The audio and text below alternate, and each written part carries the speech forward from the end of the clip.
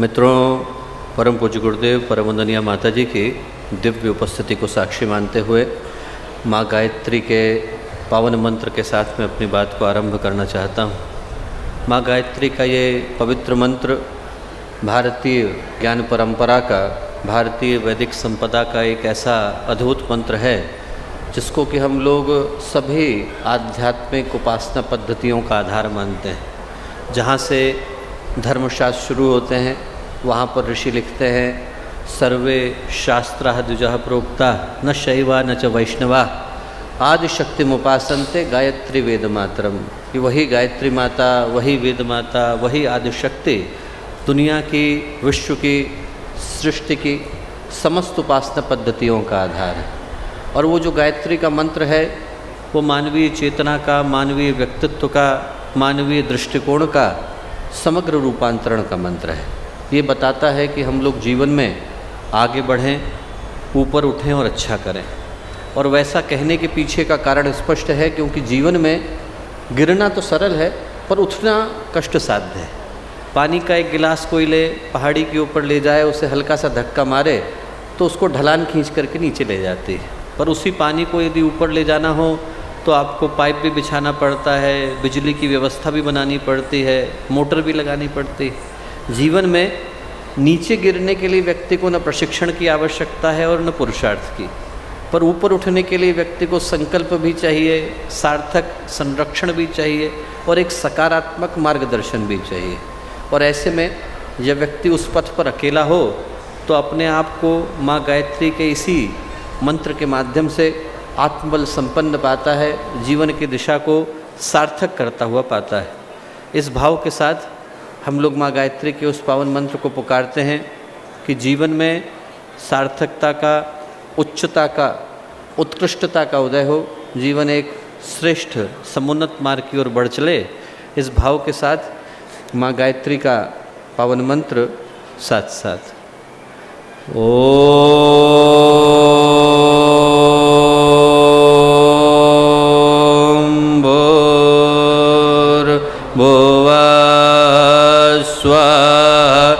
तत्सवितुर्वरेण्यं भर्गो देवस्य धीमहि धियो यो नः प्रचोदयात्। परम पूज्य गुरुदेव परम वंदनीय माता जी के दिव्य संरक्षण में भगवान जगन्नाथपुरी की इस पवित्र भूमि पर, भगवान लिंगराज महादेव की इस पवित्र भूमि पर, भगवान सूर्य कोणार्क भगवान की इस पवित्र भूमि पर आज के इस अत्यंत ही गौरवशाली अवसर पर युग सृजता कार्यक्रम का ये अंतिम चरण और इस अद्भुत और अलौकिक अवसर पर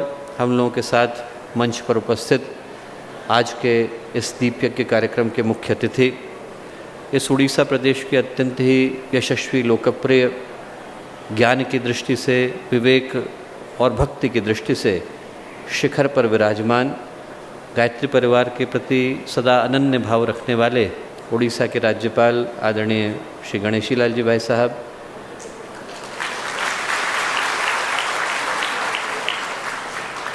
मंच पर उपस्थित आदरणीय दुबे जी, आदरणीय श्री शेषदेव जी, शांति कुंज की टोली के सभी समस्त संगीत की टोली के कार्यकर्तागण, यहाँ उड़ीसा के विभिन्न स्थानों से आए गायत्री परिवार के सभी कार्यकर्तागण, प्यारे भाइयों बहनों और प्यारे मित्रों,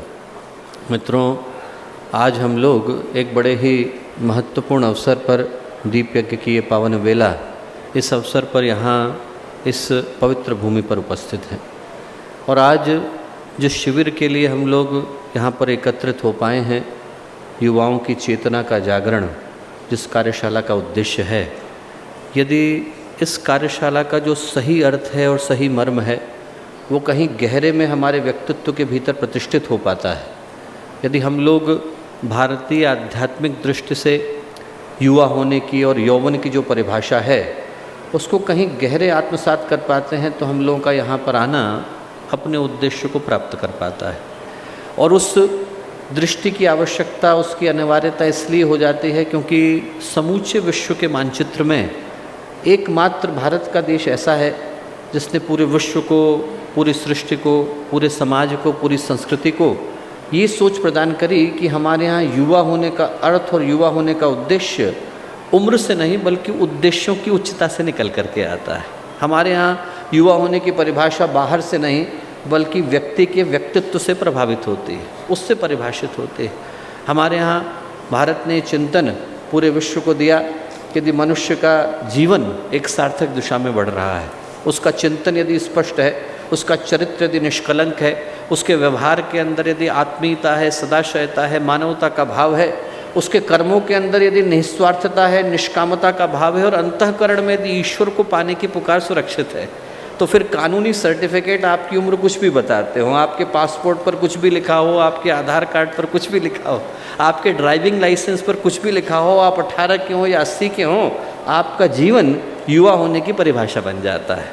हमारे यहाँ युवा होने का जो अर्थ है वो बाहर से नहीं बल्कि व्यक्ति के व्यक्तित्व से निकल करके आया। क्योंकि यदि मात्र उम्र की सीमा में गिरने से किसी की यौवन की परिभाषा तय होती, उसी के आधार पर किसी को युवा कहा जाता, तो हर व्यक्ति 20 का होता तो खुद ब खुद भगत सिंह बन जाता। न तो उसे फांसी पर चढ़ने की आवश्यकता पड़ती, न उसे अपनी राष्ट्रभक्ति की परीक्षा देनी पड़ती और न उसे उत्तरदायित्वों की अग्नि में तड़पना पड़ता। पर ऐसा होता नहीं है। हमारे यहाँ जो यौवन की परिभाषा है वो बाहर से नहीं बल्कि व्यक्ति के व्यक्तित्व से परिभाषित होती आई। जो सच्चा यौवन है वो बाहर से नहीं बल्कि भीतर से दस्तक देता है।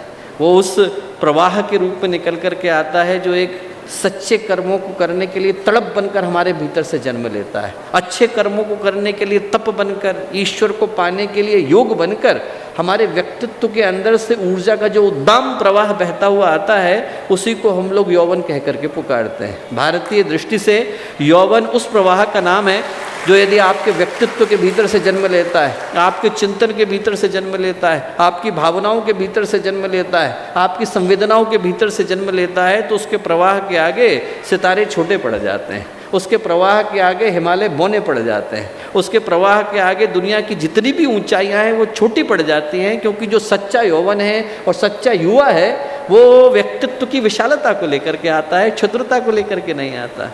और जिस यौवन की परिभाषा को भारतीय संस्कृति ने प्रदान किया, भारतीय आध्यात्मिक भाव ने प्रदान किया, सही पूछे तो आज के इस युवा चेतना जागरण की कार्यशाला का उद्देश्य भी वैसे ही व्यक्तित्वों को तैयार करना है जिनके व्यक्तित्व के अंदर वो बदलाव आ सके जिससे उनके व्यक्तित्व दिव्य और भव्य बन सके। क्योंकि गायत्री परिवार बाहर की क्रांति की बात नहीं करता, हम लोग भीतर की क्रांति की बात करते हैं।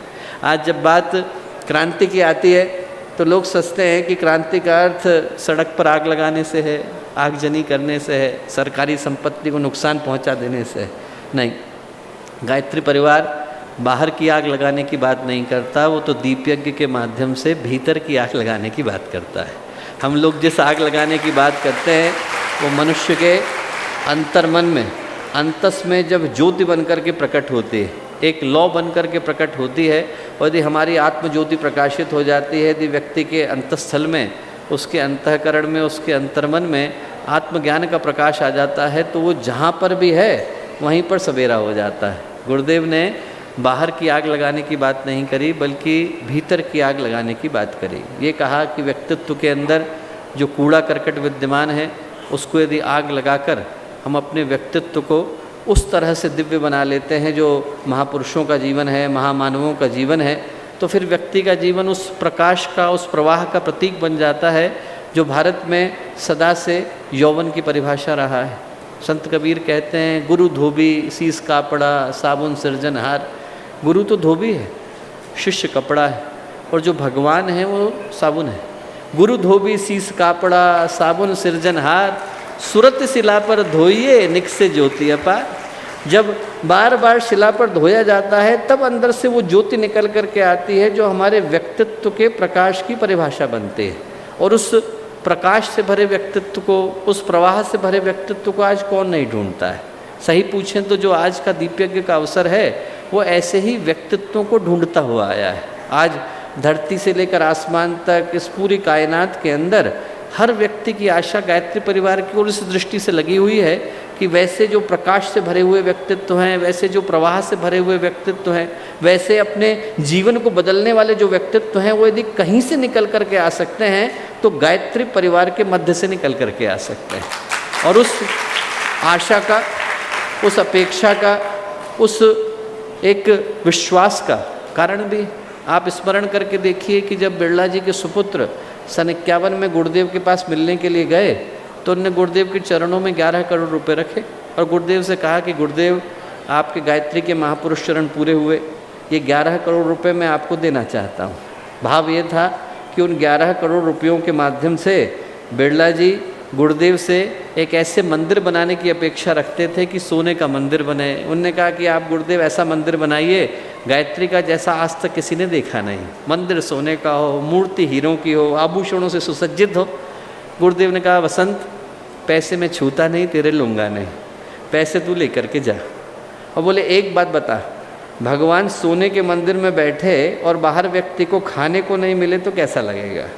बोले बनाना है तो तू स्कूल बना, बनाना है तो तू कॉलेज बना, बनाना है तो तू हॉस्पिटल बना, भगवान के मंदिर हैं। और बोले मुझको बिठाना होगा तो भगवान को सोने के मंदिर में नहीं बिठाऊंगा, लोगों के दिलों के अंदर बिठाऊंगा। लोग उनसे मिल कर के आए और उनको लगे कि आज हम भगवान के मंदिर होकर के आए। लोग उनसे मिले और उनको लगे अरे उनके व्यक्तित्व में वही प्रकाश था जो मंदिर की मूर्ति के अंदर होता है।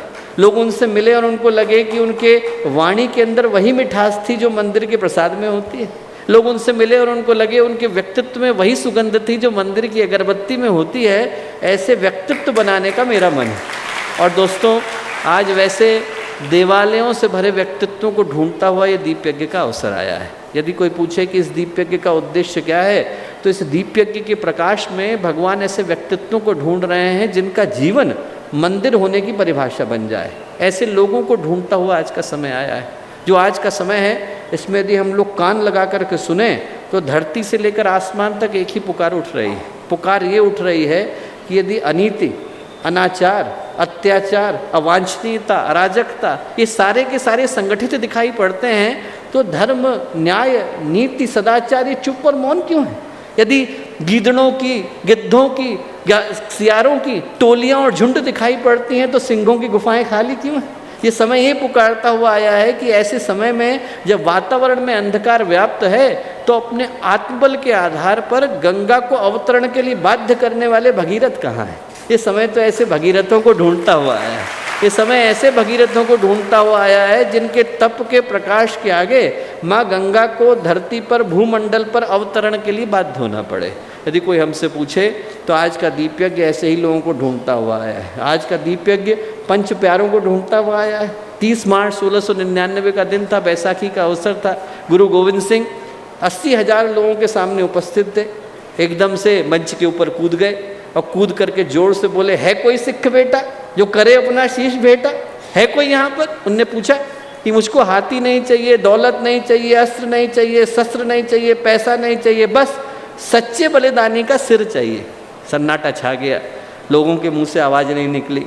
इतनी देर में लाहौर के दयाराम उठे, दिल्ली के धर्मदास उठे, गुजरात के मोहकम चंद उठे, कर्नाटक के साहिब चंद उठे और पुरी के हिम्मत राम उठे। वो जो पुरी के हिम्मत राम उठे, उन्हीं को ढूंढता हुआ आज का अवसर आया है। उन पंच प्यारों को ढूंढता हुआ आया है। कबीर दास की तरह से आज जो समय है वो बाजार में खड़े होकर के आवाज़ लगा रहा है कि राष्ट्र के लिए, संस्कृति के लिए, मानवता के लिए, आने वाली पीढ़ी के लिए अपना जीवन उत्सर्ग करने के लिए कौन तैयार है? कबीरा खड़ा बाजार में लिए लुकाटी हाथ, जो घर फूके आप नो चलो हमारे साथ। ये जो दीप यज्ञ का अवसर है वो तो उसी आग को लगाने के लिए आया है। और दोस्तों, ये जिम्मेवारी छोटी नहीं है, बड़ी है। ये जिम्मेवारी इसलिए बड़ी है क्योंकि हम लोगों का उद्देश्य कागज़ पर युवाओं की उपस्थिति को दिखाना नहीं। यहाँ पर लोगों को भीड़ बढ़ाने के लिए नहीं बुलाया गया है। यहाँ पर लोगों को इसलिए बुलाया गया है कि उनके व्यक्तित्व के माध्यम से, उनकी उपस्थिति के माध्यम से, उनके चिंतन के माध्यम से, उनके जीवन के माध्यम से वो प्रवाह, वो तूफान जन्म ले सके जो बहकी हुई मानवता के कदमों को थाम कर उसको उज्ज्वल भविष्य की ओर प्रशस्त कर सके। ये समय बड़ा कठिन है। आप जरा सोच करके देखिए, आज इस राह पर जिन वीथियों से, जिन मार्ग से होकर मानवता का ये काफिला गुजर रहा है, उसमें अच्छा क्या हो रहा है? बाहर से जरूर उन्नति, उत्थान, उत्कर्ष दिखाई पड़ते हैं, पर क्या भीतर से सब कुछ खोखला नहीं? आदमी के पास पैसा आ गया है पर पवित्रता चली गई, बटुए भारी हो गए पर आदमी दिल से गरीब हो गया, आदमी के घर बड़े हो गए पर आदमी परिवारों को भुला करके बैठा है, आदमी के पास वैभव है, संपत्ति है, संपदा है, पर व्यक्ति संस्कारों को, शांति को, सुख को और अंदर की प्रफुल्लता को गंवा करके बैठा है। कहने के लिए आदमी के पास बाहर की दृष्टि से बहुत कुछ है, पर यदि एक दूसरे को चिढ़ते कुढ़ते देख करके जीवन जीने का नाम मनुष्य का जीवन है, तो इससे अच्छा तो जानवर का जीवन है। हम लोग भैंस बने होते तो क्या टेंशन थी? भैंस बनते और एक दूसरे को सींग गड़ाते तो कम से कम ये विश्वास तो होता कि सींग गड़ाने को मिले। यहाँ तो जो हाथ ईश्वर की प्रार्थना के लिए मिले हैं, उनसे आदमी दूसरी का गला घोंटता दिखाई पड़ता है। तो ये जो मनुष्य का जीवन है, ये किसी को स्वीकार नहीं, न इंसान को स्वीकार है, न भगवान को स्वीकार है, न प्रकृति को स्वीकार है और न परमेश्वर को स्वीकार है। इस भटकी हुई मानवता, इस भटके हुए इंसान के पथ को बदलने के लिए आज का अवसर आया है। ये याद दिलाने के लिए आया है कि हम लोग उसको याद करें जिसको हम भूल गए। क्या भूल गए? पैसा भूल गए, घर जाएंगे तो मिल जाएगा। हम लोग अपने कागज़ पत्तर दफ्तर में भूल गए, कल खुलेगा तो मिल जाएगा। हम अपना सामान अपने दोस्त के घर पर छोड़ करके आए हैं, कल दोस्त ले करके आ जाएगा, मिल जाएगा। ये जितनी चीज़ें हैं, ये एक बार भूलने के बाद मिल जाती हैं दोस्तों। पर यदि व्यक्ति मनुष्य के जीवन का उद्देश्य भूल जाए तो जन्मों जन्मों तक भटकने के बाद सही राहें नसीब नहीं होती। ये याद दिलाने के लिए आया है कि हजारों वर्षों की प्रतीक्षा के बाद जो मनुष्य का जीवन नसीब हुआ है, व्यक्ति उसके मूल्य को समझे। महर्षि गौतम थे, उनके अनेकों शिष्य थे, कुछ राजा थे, कुछ सेनापति थे, कुछ मंत्री थे, बड़े बड़े पदों के ऊपर आसीन थे। उनका एक शिष्य दुर्भाग्य से डाकू बन गया, लोगों की हत्याएं करता था। जैसे ही गौतम ऋषि को पता चला, उनने कहा मैं उससे मिल कर के आऊँगा। मिलने के लिए निकले, लोगों ने कहा मत जाइए, वो आपको पहचानेगा भी नहीं, आपकी हत्या कर देगा। गौतम ऋषि बोले करेगा तो करेगा, मिलना जरूरी है। चल दिए। पूर्णिमा की रात थी, वो हाथ में खड्ग लेकर के घूम रहा था। जैसे ही उसने देखा कि एक व्यक्ति आ रहा है, मुझसे डर नहीं रहा है, उसके मन में भाव आया, अरे मेरे को देख करके डरा नहीं, इसको मेरे ऊपर कोई आतंक का भाव नहीं आया। एकदम उसने अपनी तलवार उठाई, मारने के लिए बढ़ा। पूर्णिमा की रात थी, तलवार की रोशनी में देखा कि गुरु सामने खड़े, हाथ से खड्ग गिर गई, आंख से आंसू झरने लगे। गुरुदेव क्यों आए आप? बोले मैं गलती से भी आपका वध कर देता। महर्षि गौतम बोले कि बेटा कर देता तो मुझे ज़्यादा गर्व होता, कम से कम तू वो तो करता जो करने के लिए तूने हाथ बढ़ाया। आज तो तू वो कर रहा है जो मैंने तुझे कभी करना सिखाया नहीं। उसके आँख से आंसू गिरे। बोले बेटा मैं इसलिए आया कि तू मुझे मार देता तो मुझे इतना कष्ट नहीं होता, पर तू जो जीवन के पथ से भटक गया है, वो यदि तेरे हाथ से चला गया है तो दोबारा मनुष्य का जीवन नसीब नहीं होगा। याद आया उसे। हम लोग सोच करके देखें कि आज ये मनुष्य का जीवन कितनी कष्ट कठिनाई के बाद मिला। न जाने कहाँ कहाँ हम लोग भटके, पशु बने, पक्षी बने, मक्खी बने, मच्छर बने, गधा बने, घोड़ा बने, न जाने कौन कौन सी योनियों से गुजरे होंगे, तब आज 1000 वर्षों की प्रतीक्षा के बाद ये मनुष्य का जीवन नसीब हो पाया। तुलसीदास जी कहते हैं, बड़े भाग मनुष्य तन पावा, सुर दुर्लभ सद्ग्रंथ ही गावा। बड़े भाग्य से ये मनुष्य का जीवन मिलता है जो देवताओं के लिए भी दुर्लभ है। न जाने कितनी कष्ट कठिनाई से गुजरने के बाद इस मानव जीवन को प्राप्त करने का सुयोग, सुअवसर, सौभाग्य मिल पाता है। और ये दुर्भाग्य है कि जब इंसान को इतनी प्रतीक्षा के बाद मिलता है, जिसको पाने के लिए व्यक्ति इतना तड़पता है, जब हाथ में नसीब हो जाता है तो उस हीरे को कंकड़ की तरह से उठा करके फेंक देता है। वो एक कहानी गुरुदेव ने लिखी है कि एक व्यक्ति था, एक गांव में रहता था, नदी के किनारे अरबों खरबों पत्थर पड़े थे। उसने सुना कहीं से कि उन पत्थरों में से एक पारस का पत्थर है। उसे लगा मुझे भी मिलना चाहिए, पर कैसे मिले? सारे के सारे तो दिखने में एक जैसे हैं। तो नियम बनाया, अपने बाएं हाथ में लोहे का बुरादा लूँगा, रोज़ सुबह सुबह घूमने के लिए जाऊँगा, पत्थर उठाऊँगा, बुरादे में छुलाऊँगा, सोना बन गया तो ठीक, नहीं बनेगा तो उस पत्थर को उठा करके पानी में फेंकूँगा ताकि दोबारा उसी पत्थर को नहीं उठाना पड़े। नियम तो ठीक था, पर जैसा ज़िंदगी में होता है, हर नियम थोड़े दिन के बाद आदत में बदल जाता है। वैसे ही उसके साथ हुआ। एक हफ्ते तो याद रहा, उठा क्यों रहा हूँ, छुला क्यों रहा हूँ, पानी में फेंक क्यों रहा हूँ। एक हफ्ते के बाद आदत पड़ गई, बस सुबह सुबह की आदत है, घूमने जाना है, पत्थर उठाना है, बुरादे में छुलाना है, पानी में फेंकना है, बस चल रहे हैं। एक हफ्ता निकल गया, एक महीना निकल गया, एक वर्ष निकला, 10 वर्ष निकले, 20 वर्ष निकले। एक दिन पत्थर उठाया, बुरादे में छुलाया, पानी में फेंका, 200 मीटर आगे बढ़ा और देखा कि ये सोने में बदल गया, पर पारस का पत्थर हाथ से चला गया। वैसे ही मनुष्य के जीवन में होता है, अभी मिला हुआ है पारस के पत्थर के रूप में। हम लोग चाहें तो इसी मनुष्य के जीवन को गुरुदेव के जीवन में, विवेकानंद के जीवन में, एक महापुरुष के जीवन में बदल सकते हैं। पर जब तक व्यक्ति को होश आता है तब तक तो चेकआउट का समय आ जाता है, भगवान बुला लेता है, बहुत दिन रह लिए, शरीर खाली करो।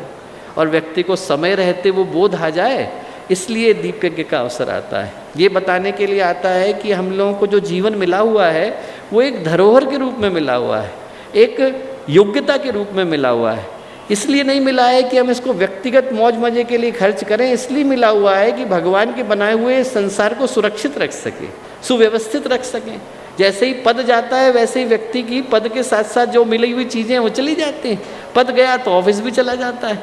अभी कोई व्यक्ति RBI का गवर्नर है तो उसके नोट पर आप देखिए अरबों खरबों का जो है लेन देन हो जाता है। कल को वो व्यक्ति RBI का गवर्नर नहीं रहेगा तो उसके साइन से सिर्फ उसके अकाउंट से पैसे निकलते हैं, पूरे भारत सरकार के नहीं निकलते।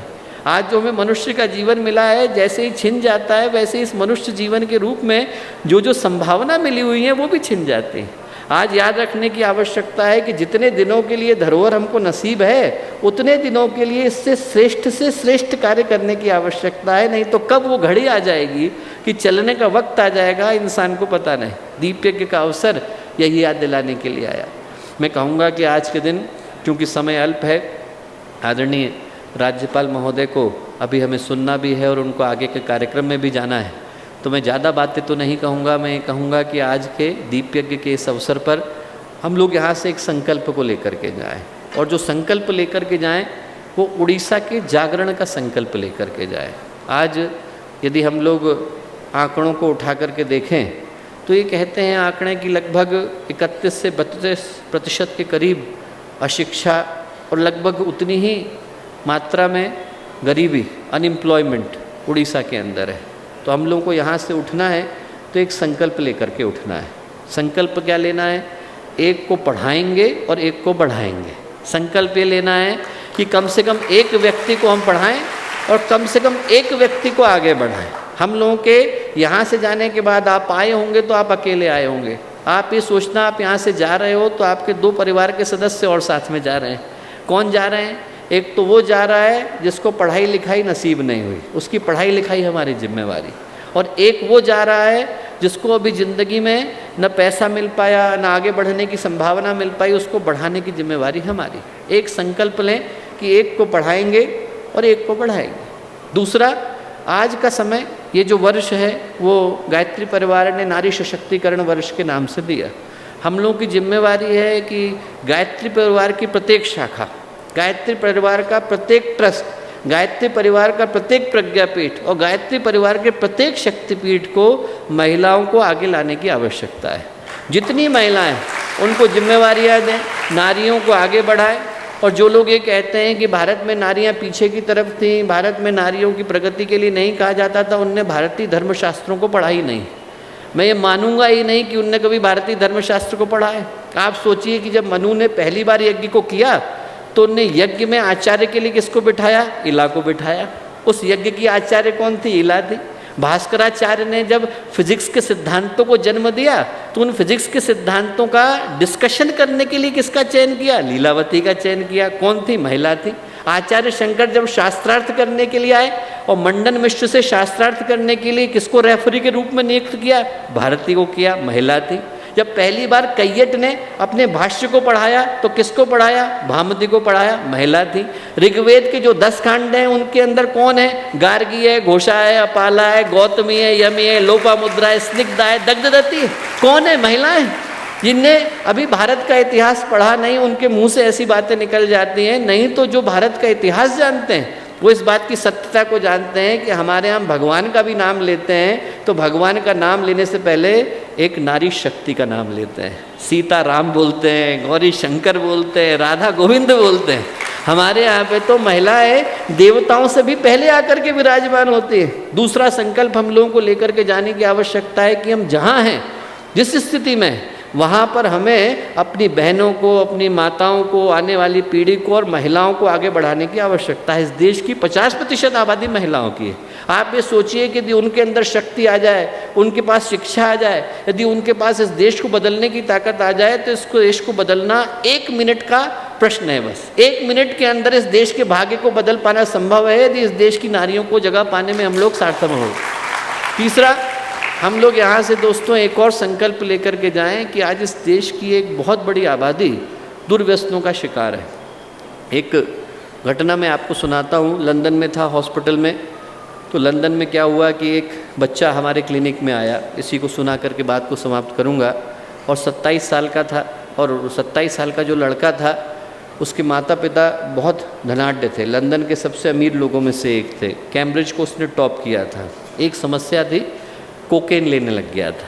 और जो लोग कोकेन लेते हैं बहुत लंबे समय तक, उनको एक विशेष तरह का हेलुसिनेशन विकसित हो जाता है। वो एक ऐसे लोगों को देखते हैं अपने शरीर पर चलते हुए जो हैं नहीं, तो उनको वो भी देखता था। और इंसुलिन लेने की आदत पड़ गई थी, तो इंसुलिन की सिरिंज से उनको अपने शरीर से हटाने का प्रयत्न करता था। जिस रात को हमने देखा, उस रात उसके शरीर के अंदर 27 छेद थे। आप लिटरली हड्डी देख सकते थे, बड़ी बुरी स्थिति। 3 महीने लगे कि उसको हम ठीक कर सके।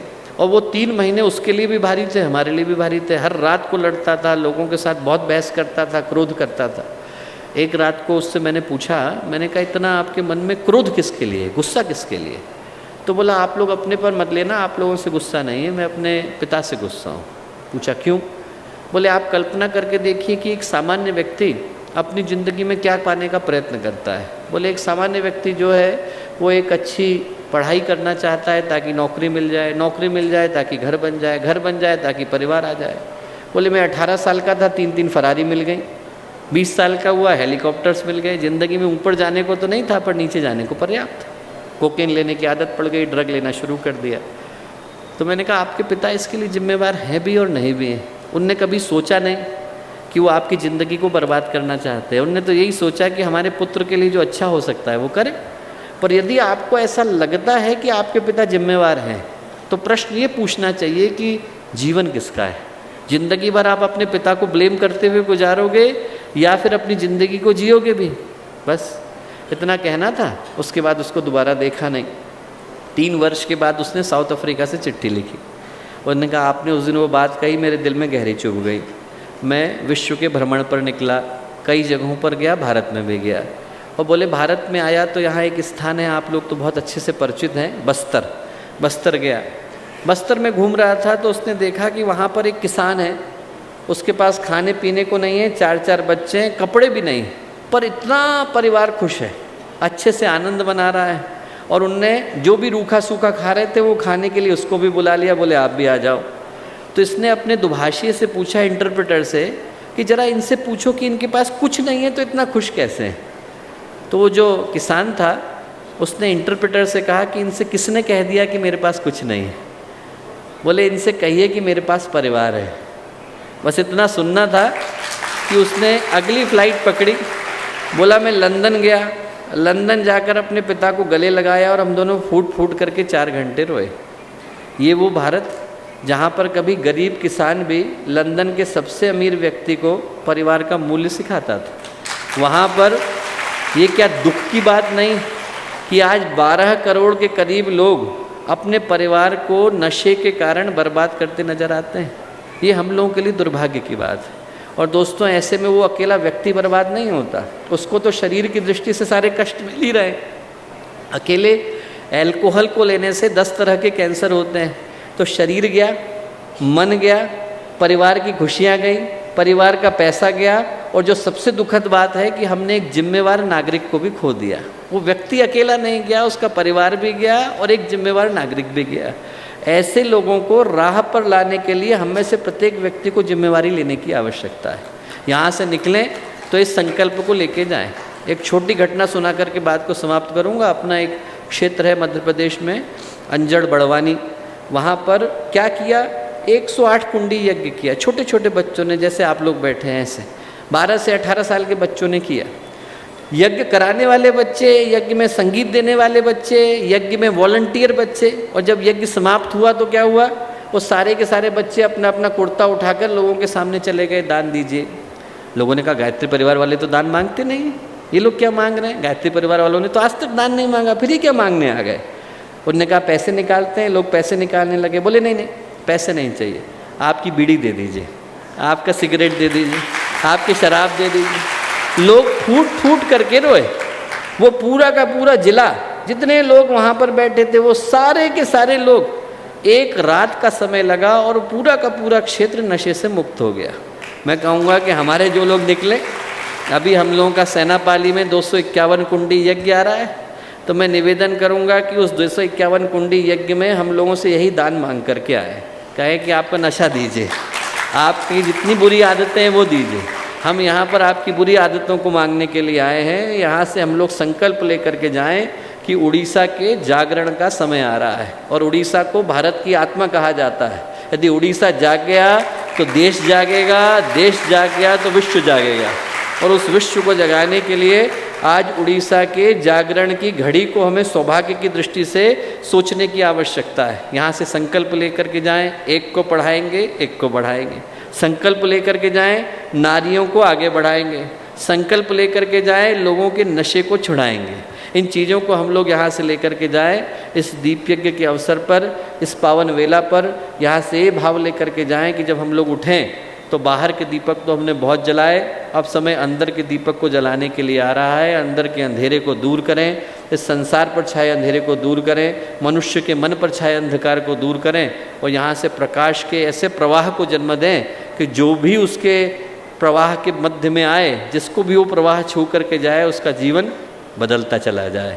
वो आप लोगों के माध्यम से हो। ऐसी शुभकामनाएं, ऐसी मंगल कामनाएं।